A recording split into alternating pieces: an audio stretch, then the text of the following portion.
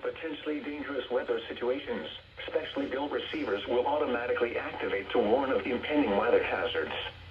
The weekly test of the NOAA Weather Radio Warning Alarm will normally be conducted by the National Weather Service on every Wednesday between 11 a.m. and noon. If severe weather is occurring or possible, the test will be postponed to the next good weather day.